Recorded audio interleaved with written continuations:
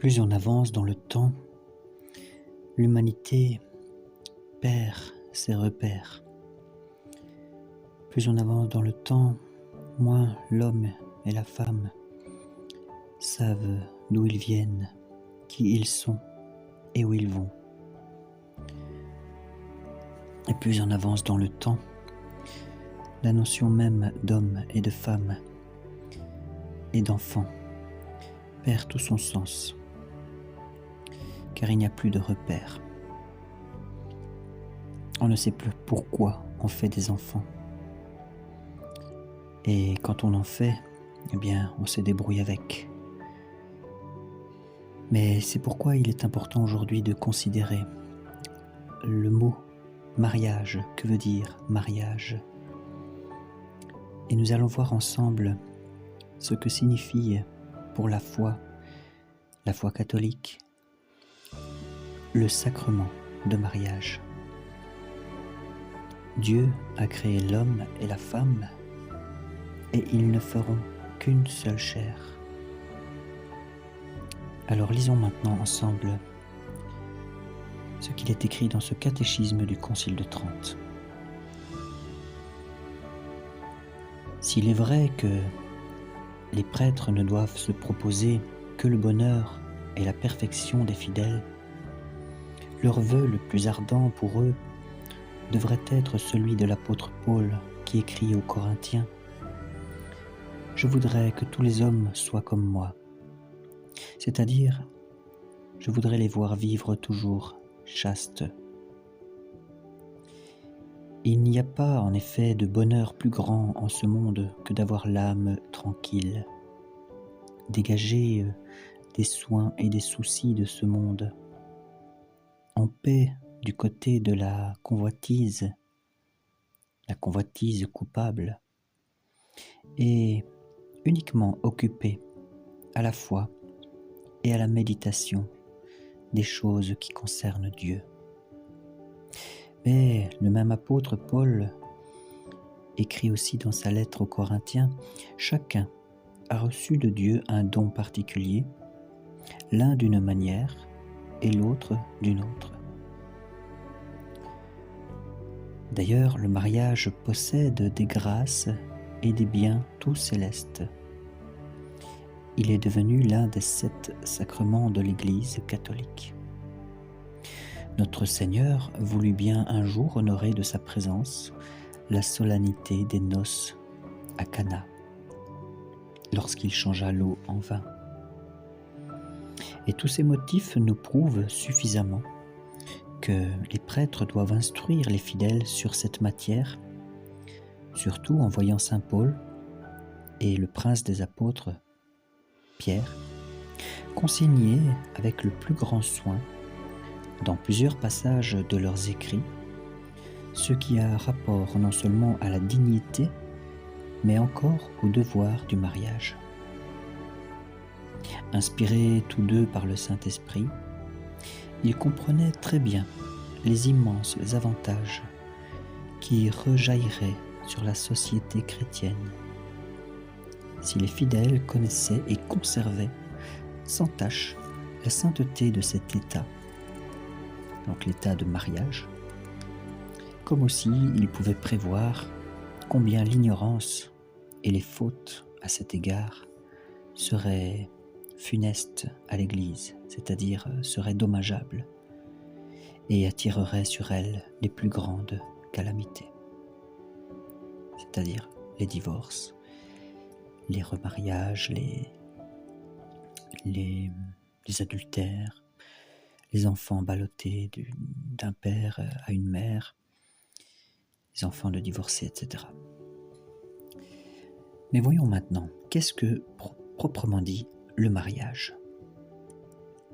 Parlons d'abord de la nature et des propriétés du mariage. Le vice se cache souvent sous les dehors de la vertu. Et il est à craindre que les fidèles trompés par une fausse apparence de mariage ne vivent encore dans le péché en suivant l'entraînement de leurs caprices. Mais pour donner ces explications, il faut voir d'abord ce que signifie ce mot de mariage.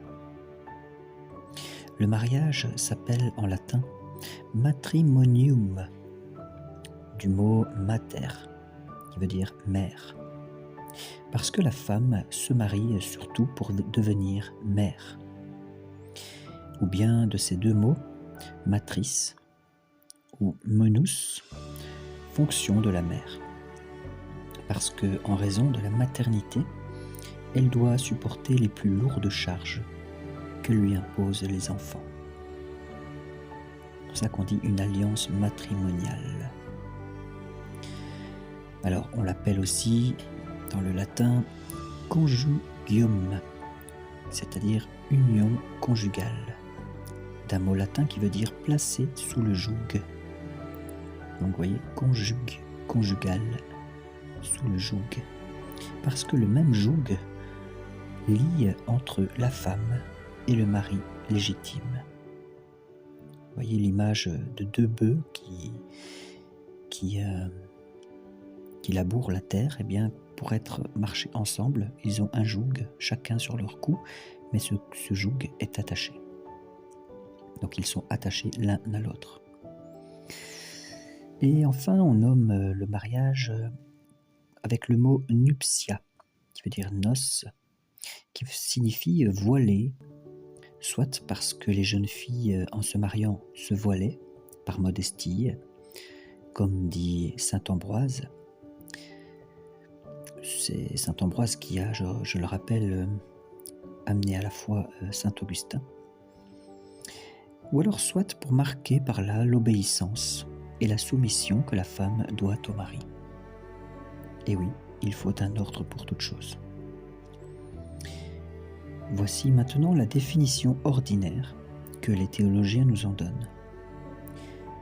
Le mariage est l'union conjugale de l'homme et de la femme, contractée selon les lois de l'Église et constituant une communauté de vie inséparable.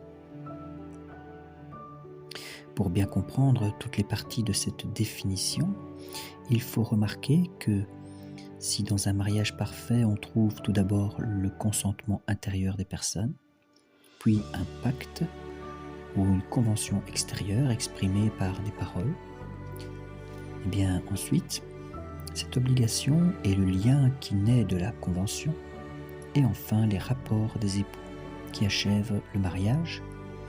Rien de tout cela cependant n'en renferme la nature et l'essence, excepté cette obligation, ce lien qui est indiqué dans le mot de union. On ajoute le mot conjugal parce que les autres contrats ou les conventions pour lesquelles l'homme et la femme s'obligent à se prêter un mutuel secours, par argent ou autrement, n'ont rien de commun avec le mariage.